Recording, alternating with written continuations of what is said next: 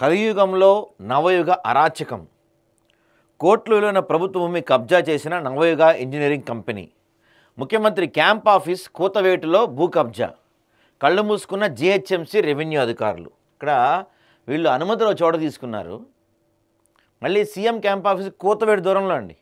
అనుమతులు ఒక చోట తీసుకొని నిస్సిగ్గుగా, అంటే ఏమాత్రం సిగ్గు లేకుండా పక్కనే ఉన్న ప్రభుత్వ భూమి 6000 గజాలు ఆక్రమించేసి దాంట్లో భారీ ఎత్తున నిర్మాణం చేపడుతున్నారు.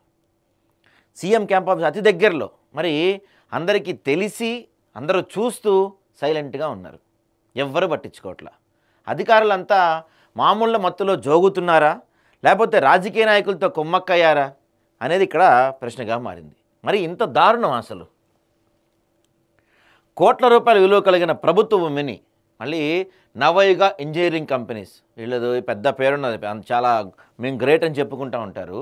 ప్రభుత్వ భూమిని అత్యంత దారుణంగా సిగ్గు లేకుండా కబ్జా పెట్టేసి పెద్ద ఎత్తున నిర్మాణం చేపడుతున్నారు. వీళ్ళు భారీ భవంతి తెలుసా. అయితే ఎంత జరుగుతుంటే greater Hyderabad municipal corporation town planning అధికారులు మరియు బాలనగర్ రెవెన్యూ అధికారులు కళ్ళు మూసుకొని కూర్చోవటం ప్రజల ఆగ్రహానికి దారితీస్తుంది. ఇది కేవలం నిర్లక్ష్యం కాదు, ఉన్నతాధికారుల అండదండతో జరుగుతుందని చెప్పి చాలామంది డౌట్ పడుతున్నారు. మరి అసలు ఏంది వివరాల్లోకి వెళ్తే మనం మేడ్చల్ మల్కాజ్గిరి జిల్లా బాలనగర్ మండలం బేగంపేట సర్వే నెంబర్ 103/1, 103/2లో సుమారు 12,600 గజాల స్థలంలో 4 సెల్లార్, 1 గ్రౌండ్, 12 అప్పర్ ఫ్లోర్ నిర్మాణానికి నవయుగ ఇంజనీరింగ్ కంపెనీ పర్మిషన్ తీసుకుందండి. ఈ పర్మిట్ నెంబర్ కూడా చూస్తే మనం ఇక్కడ 2022లో వీళ్ళు పర్మిషన్ తీసుకున్నారు. Permit number 2500/GHMC Secunderabad 2022 BP అనుమతులు పొందింది. అయితే ఇక్కడే హైలైట్, వీళ్ళు పర్మిషన్ పొందింది ఏంటి? సర్వే నెంబర్ 103/1, 103/2లో పర్మిషన్ పొందారు. కానీ దాన్ని వదిలేసి దాని పక్కనే, దాంతో పాటుగా పక్కనే ఉన్న సర్వే నెంబర్ 192లో కూడా సుమారు 6000 గజాలు లేపేశారు. వీళ్ళు 6000 గజాల ప్రభుత్వ భూమిని కబ్జా పెట్టేశారు. మరి ముఖ్యమంత్రి క్యాంప్ ఆఫీస్కి కూతవేటు దూరంలో ఇంత భారీ అక్రమ నిర్మాణం జరుగుతుంటే అధికారులు కళ్ళు మూసుకున్నారా, కళ్ళు కనిపించట్లేదా, అయితే మాకెందుకులే అనుకున్నారా? కుమ్మక్కు రాజకీయమా, అధికారుల అంధత్వం వెనుక భాగోత్తం? జిహెచ్ఎంసీ టౌన్ ప్లానింగ్ అధికారులు అనుమతులు చోట ఇచ్చి నిర్మాణం మరోచోట జరుగుతున్నా కనీసం పట్టించుకోకపోవటం, రెవెన్యూ అధికారులు ప్రభుత్వ భూమి కబ్జా అవుతున్నా అంధత్వంతో వ్యవహరించడం వెనుక భారీ కుమ్మక్కు జరిగిందని ప్రజలు తీవ్ర ఆరోపణ చేస్తున్నారు. ప్రజల ఆస్తులు కాపాడాల్సిన అధికారులు అక్రమాలకు కొమ్ముగా అయటం అత్యంత దారుణమైన పని. అసలు యాక్చువల్గా అధికారులు ఏం చేయాలి? ప్రజల ఆస్తి అంటే ప్రభుత్వ ఆస్తి ఎవరన్నా కబ్జా చేస్తుంటే దాన్ని కాపాడాల్సిన వాళ్ళు వాళ్ళే దగ్గరుండి కబ్జాలు చేపిస్తున్నారు. వీళ్ళందరికీ వాళ్ళే అండదండలు.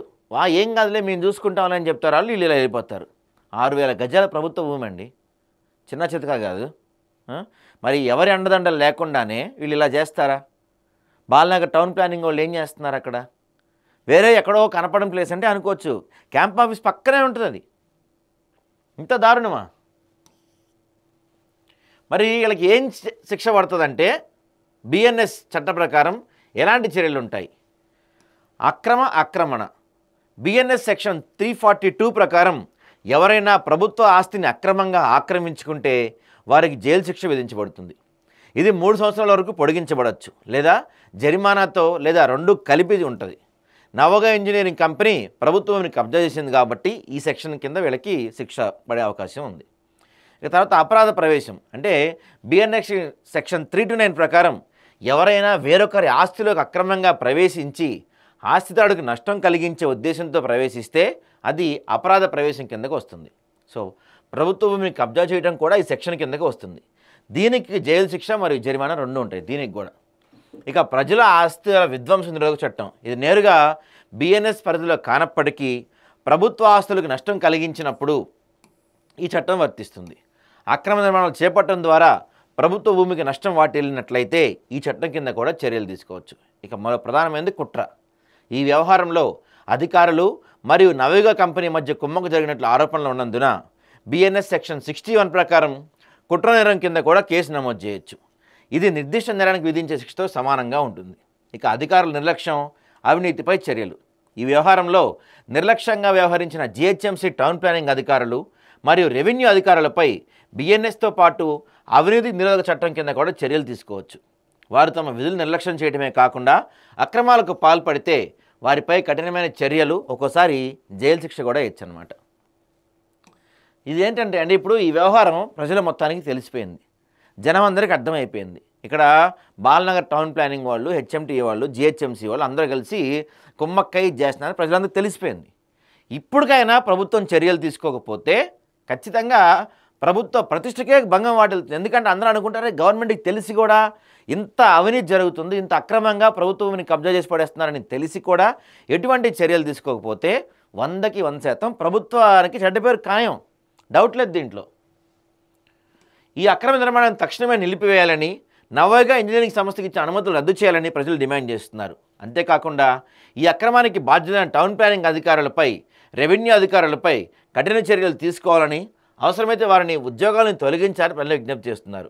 ప్రభుత్వం ఈ విషయంపై తక్షణమే జోక్యం చేసుకొని సమగ్ర విచారణ జరిపి దోషులను కఠినంగా శిక్షించాలని ప్రజలు సూచిస్తున్నారు.